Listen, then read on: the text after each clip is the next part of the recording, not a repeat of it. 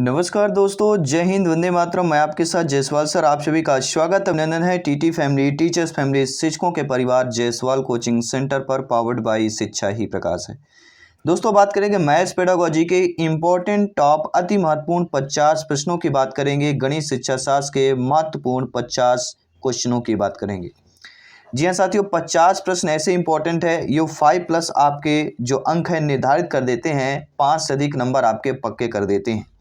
इसका रीजन भी बताएंगे क्यों पक्के करते हैं। और ये ऐसे 50 प्रश्न हैं, अभी तक 10 सालों से देखा जाए तो लगभग इनसे जो है 5 से 8 नंबर जो है पूछे जा रहे हैं, यानी इन्हीं टॉपिक से ज़्यादातर प्रश्न शिक्षा शास्त्र में पूछे जाते हैं। इसके बाद जो प्रश्न पूछे जाते हैं लॉजिकल प्रश्न पूछे जाते हैं, मॉडरेट क्वेश्चन पूछे जाते हैं। और बाकी क्लासेज आपको ऑलरेडी यहाँ पे चल रही है, अदर सब्जेक्ट के पेडागोजी की क्लासेज जरूर देखिएगा। तो चलिए देर न करते ये 50 प्रश्नों की मैराथन वीडियो को कंप्लीट करते हैं, मैराथन क्लास को, अपनी तैयारी को बेहतर करते हैं। पहला है कि रेखा गणित को किसने जो है व्यवस्थित रूप प्रदान किया है, तो वह ब्रह्मगुप्त है। जी हाँ, रेखा गणित को जो है ब्रह्मगुप्त ने व्यवस्थित रूप प्रदान किया है। दूसरा है कि प्राथमिक कक्षाओं में गिनती सिखाने के लिए किसका जो है प्रयोग उपयुक्त होता है, वह होता है अबेकस का। जी हाँ, प्राथमिक कक्षाओं में गिनती सिखाने के लिए किसका जो प्रयोग उपयुक्त होता है, वह अबेकस का प्रयोग जो है उपयुक्त होता है। स्कूली शिक्षा में गणित का मुख्य लक्ष्य क्या होता है, तो स्कूली शिक्षा में गणित का जो मुख्य लक्ष्य होता है बच्चों के विचार प्रक्रिया का गणितीयकरण करना। क्या करना होता है, तो स्कूली शिक्षा में गणित का जो मुख्य लक्ष्य होता है कि बच्चों के विचार पर जो है या विचार प्रक्रिया का गणितीकरण करना।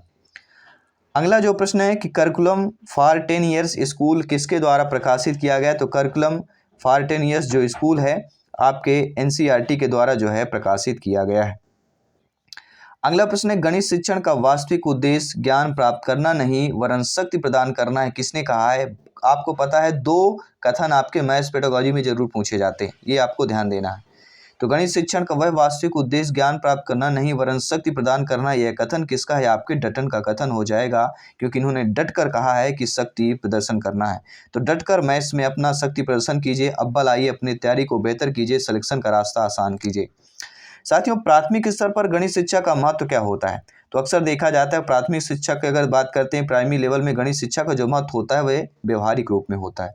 किसमें होता है, प्राथमिक स्तर पर गणित शिक्षा का जो महत्व होता है वह व्यवहारिक रूप में होता है। तो यहाँ पे हम व्यवहारिक वाला ऑप्शन सही कर लेंगे।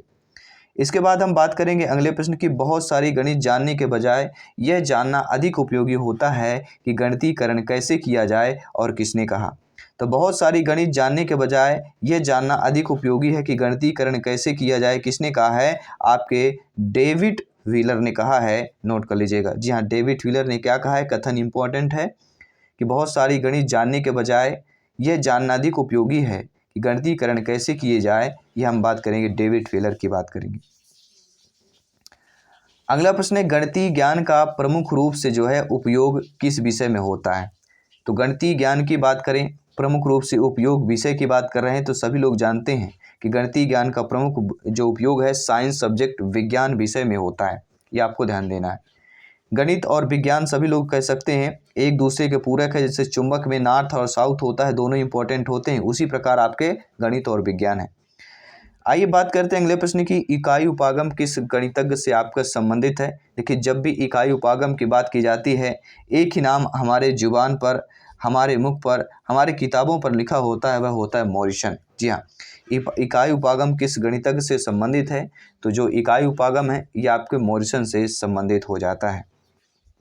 आइए बात करते हैं अगले प्रश्न की कि जो छात्र गणित नहीं समझते। जी हाँ, आप सभी लोग ज्ञानी सर्वव्याख्याता लोग हैं, भावी अध्यापक अध्यापिकाएं हैं। जब आपकी नियुक्ति होगी तो आप ऐसा समझिए, ऐसे कुछ छात्र होते हैं जो गणित नहीं समझते हैं, वह पाठशाला में प्रवेश नहीं पा सकते हैं, किसका कथन है। जी हाँ, ऐसे मनोवैज्ञानिक ने कथन कह डाला, स्टेटमेंट दे डाला कि जो छात्र गणित नहीं समझते हैं वह पाठशाला में प्रवेश नहीं पा सकते हैं। ये किसने कहा था, यह प्लेटो ने कहा था।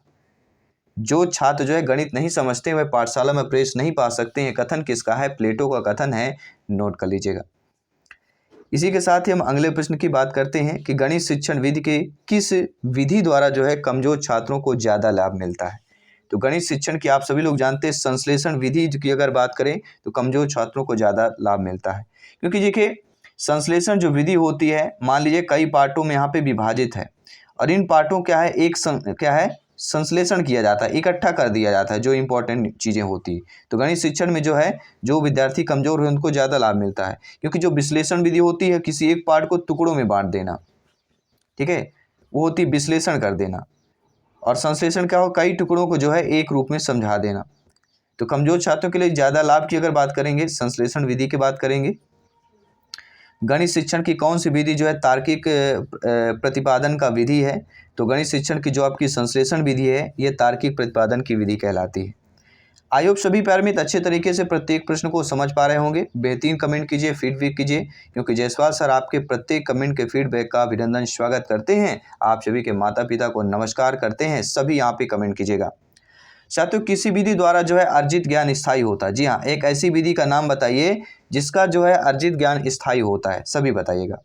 तो आप सभी लोग परिचित होंगे, विश्लेषण एक ऐसी विधि है जिसका ज्ञान जो है स्थायी होता है। अर्जित क्यों होता है? क्योंकि जब हम छोटी छोटी चीज़ों को जो है, कोई एक पार्टिकुलर है इसको टुकड़ों में बांट देते हैं, तो धीरे धीरे समझाते हैं, और जब हम समझ कर चीज़ें करते हैं तो हमारा अर्जित ज्ञान स्थायी हो जाता है, जो कि हम विश्लेषण विधि की बात करते हैं। अगला, किसी भी विधि द्वारा जो है प्राप्त गणित शिक्षण छात्रों में आत्मविश्वास एवं आत्मा की भावना उत्पन्न करता है। तो आप सभी लोग जानते हैं ऐसी विधि हमारी आगमन विधि कहलाती है। जी हाँ साथियों, आगमन विधि द्वारा जो है प्राप्त गणित शिक्षण में छात्रों में आत्मविश्वास और आत्मनिर्भरता की भावना उत्पन्न करती है, वह विधि आपकी आगमन विधि कहलाती है। अगला जो कथन स्टेटमेंट है बहुत ही लॉजिकल है, ठीक है, वीवीआईपी वाला प्रश्न है, कई बार पूछा गया है और रिपीट भी होता है। कि किसका कथन है कि शिक्षक जो है शिक्षण उपकरणों के माध्यम से शिक्षण को स्थायी और रोचक बना देता है। तो सभी लोग जानते हैं शिक्षक शिक्षण उपकरणों के माध्यम से शिक्षण को स्थायी और रोचक बना देता है। ये जो कथन है आपके मेकन तथा राइविस का कथन हो जाता है। इसके साथ ही आपका अगला है कि पाई कैसी संख्या है। जी हाँ, पाई अक्सर आप लोग देखते होंगे, जो आप पाई का मान होता है, वृत्त का अगर बात करें 2πr मान होता है, ठीक है। तो ये पाई जो होता है ये पाई कैसी संख्या होती है? तो पाई का देखिए दो चीज़ें इंपॉर्टेंट रखती हैं। अगर पाई भर दिया रहता है तो पाई हमारा क्या है, एक अपरिमेय संख्या कहलाती है। अगर मान लीजिए पाई का मान दे दिया गया 22/7 मान दे दिया गया, तो ये हमारा क्या होगा, परिमेय हो जाएगा। लेकिन पाई अपरिमेय है और पाई का मान परिमेय हो जाता है। तो ये दोनों चीज़ों आपको समझ लेना है। देखिए, गणित की जो प्रकृति होती है वह कैसी होती है, ये भी अच्छा प्रश्न कई बार पूछा गया है। तो गणित की जो प्रकृति होती है वह तार्किक रूप में होती है, ये भी आपको नोट कर लेना है। अगला जो प्रश्न है कि शून्य की खोज किसने की थी, बहुत ही इंपॉर्टेंट है, बहुत ही सरल है, इजली क्वेश्चन है और टॉपिकल प्रश्न है, वीवीआईपी प्रश्न है, ठीक है, कंपलसरी क्वेश्चन कह सकते हैं। तो शून्य की खोज किसने की, ये आपको जानना होगा, आर्यभट्ट की बात करेंगे। इसी के साथ आपका अगला प्रश्न जुड़ा होता है कि शून्य का प्रयोग सबसे पहले किसने किया था। देखिए, खोज आपके आर्यभट्ट ने की, लेकिन प्रयोग की बात की जाती है। देखिए, खोज किसने किया, आर्यभट्ट ने, प्रयोग किसने किया, ब्रह्मगुप्त ने किया।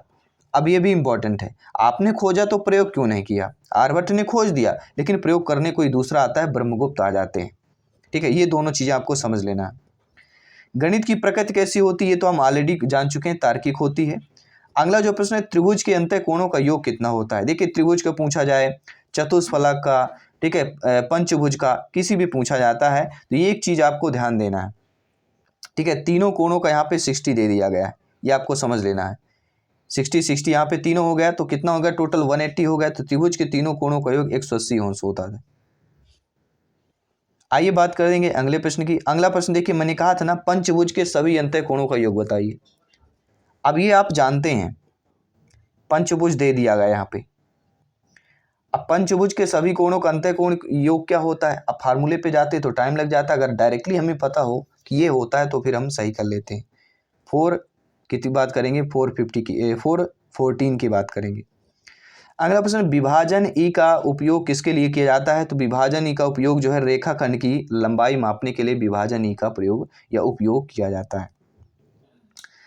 इसी के साथ ही आपका अगला प्रश्न जुड़ा हुआ है कि यह किसने कहा कि गणित सभी विज्ञानों का द्वार और कुंजी है। लगभग 99% ये जो दोस्तों प्रत्येक जो है टीटी एग्जाम में पूछा गया है, रिपीट होता है, भले भी सभी को पता है फिर भी ये प्रश्न रिपीट होता है। तो किसने कहा है कि गणित सभी विज्ञानों का द्वार और कुंजी है? रोजर बेकन ने कहा है। देखिए, हम चाहे सी टेट की बात करें, चाहे रीट की बात करें, चाहे एमपी टेट की बात करें, चाहे यूपी टेट की बात करें, ये सभी में आया हुआ प्रश्न है। तो रोजर बेकन आपको याद कर लेना है। अगला सांख्यिकी में प्रसारण का विश्लेषण जो है नामक विधि किसके द्वारा दी गई थी। अब देखिए सांख्यिकी का जिक्र हुआ है तो सांख्यिकी में क्या है, प्रसारण विश्लेषण का। सांख्यिकी में भी आपके प्रसारण विश्लेषण का जिक्र हुआ है तो सांख्यिकी में प्रसारण विश्लेषण एक विधि है। ये किसके द्वारा दी गई है, तो ये दोस्तों आर.ए. फिशर के द्वारा दी गई। जी हाँ, सांख्यिकी में जो प्रसारण का विश्लेषण नामक विधि है किसके द्वारा दी गई, आर.ए. फिशर के द्वारा यह विधि दी गई थी। अगला जो प्रश्न है कि गणित की मानसिक सिद्धांत के जन्मदाता कौन है। जी हाँ, यहाँ पे क्या पूछा गया, ध्यान दीजिएगा, मानसिक सिद्धांत पूछ लिया गया। तो मानसिक सिद्धांत के जन्मदाता कौन है, सभी लोग बताइएगा। सभी आप लोग परिचित होंगे, प्लेटो की बात करेंगे। जी हाँ, गणित की मानसिक सिद्धांत के जो जन्मदाता माने जाते हैं वह आपके प्लेटो माने जाते हैं। अगला जो प्रश्न है कि गणित में हासिल लेने की प्रक्रिया किसके द्वारा दी गई। देखिए अक्सर गणित में होता, अगर मान लीजिए 16 लिखा हुआ है, ठीक है, और नीचे कहीं ना कहीं अगर आपका यहाँ पे 9 लिख दिया जाता है और इसको कह दिया माइनस कीजिए, तो कहीं ना कहीं एक से जब हासिल लेते हैं ये 16 बनता है, 16 में 9 7 आता है। तो ये जो हासिल है, हासिल लेने की प्रक्रिया जो है किसके द्वारा दी गई, तो श्रीधर के द्वारा। जी हाँ, हासिल लेने की जो प्रक्रिया है तो ये किसके द्वारा दी गई है, श्रीधर के द्वारा जो है दी गई है, भी नोट कर लेना है। देखिए सबसे छोटी प्राकृत संख्या क्या होती है, सभी लोग बताइए। तो देखिए सबसे छोटी जो प्राकृत संख्या होती है 1 2 3 4, ये सारी हमारी संख्या क्या होती है, प्राकृत संख्या कहलाती है। शून्य को छोड़कर सभी 1 से लेकर हमारी सभी संख्याएं प्राकृत संख्या होती है, ये आपको नोट कर लेना है। अगला की पाई का मान जो है 3.1416 का प्रतिपादन किसने किया। तो पाई का मान के प्रतिपादन की बात कर रहे हैं, तो पाई के मान का प्रतिपादन किसने किया था, आप सभी लोग जानते हैं, आर्यभट्ट प्रथम ने। जी हाँ, पाई का मान जो 3.1416 का प्रतिपादन किसने किया अगर आता है तो आर्यभट्ट प्रथम ने किया था, नोट कर लेना। अब प्रश्न आता है कि सबसे छोटी अभाज्य संख्या बताइए। तो देखिए सबसे छोटी अभाज्य संख्या भी है और सबसे छोटी दोस्तों सम अभाज्य संख्या आपकी 2 होती है। अगर प्रश्न आ जाए कि सबसे छोटी सम अभाज्य संख्या 2 होगी, सबसे छोटी अभाज्य संख्या 2 होगी और सबसे छोटी विषम अभाज्य संख्या अगर पूछा जाता है तो फिर आपकी वह 3 हो जाती है। इन तीनों चीज़ों को आपको समझ लेना है। अगला कि 2 अभाज्य संख्याओं का महत्तम समापवर्तक, HCF की बात करते हैं, ठीक है। तो महत्तम समापवर्तक 2 अभाज्य संख्याओं का कितना होता है, 2 अभाज्य संख्याएं 3 ले लीजिए, ठीक है, 5 ले लीजिए, इन दोनों संख्याओं का HCF पूछा जाता है। HCF वो संख्या है तो दोनों संख्याएं कटें 1 से, तो 1 के अलावा और यानी कि 3 अलग अलग संख्याओं से कटेगी, 3 और 5 से। तो एक ऐसी संख्या है जो 2 अभाज्य संख्याओं का महत्तम कहलाती है, तो एक यहाँ पे हम कर लेना है। अगला जो प्रश्न है कि सबसे छोटी पूर्ण संख्या। देखिए पूर्ण संख्या वे संख्या होती शून्य, ऋणात्मक, धनात्मक, कुछ भी हो सकता है, लेकिन यहाँ पे सबसे छोटी पूर्ण संख्या की अगर बात करें तो शून्य होगा। सबसे छोटी पूर्ण संख्या शून्य होती है, आपको नोट कर लेना है। किन्हीं 2 परिमेय संख्याओं के मध्य कितनी परिमेय संख्या होती है, सभी लोग बताइए। किन्हीं 2 परिमेय संख्याओं के मध्य जो है कितनी परिमेय संख्या होती है, ये आपको बताना है, सभी बताइएगा। तो देखिए 2 परिमेय संख्याओं के मध्य पूछा जा रहा है तो अनंत होती है, क्योंकि 2 परिमेय संख्याओं के अंतर्गत हम अनंत परिमेय संख्याएं बना सकते हैं, ये भी आप जानते हैं।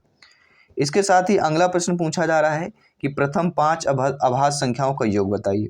तो हमने क्या बताया था, प्रथम समअभाज्य संख्या पूछा जाए या सबसे छोटी अभाज्य संख्या 2 होती है, इसके बाद 3 होता है, ठीक है, और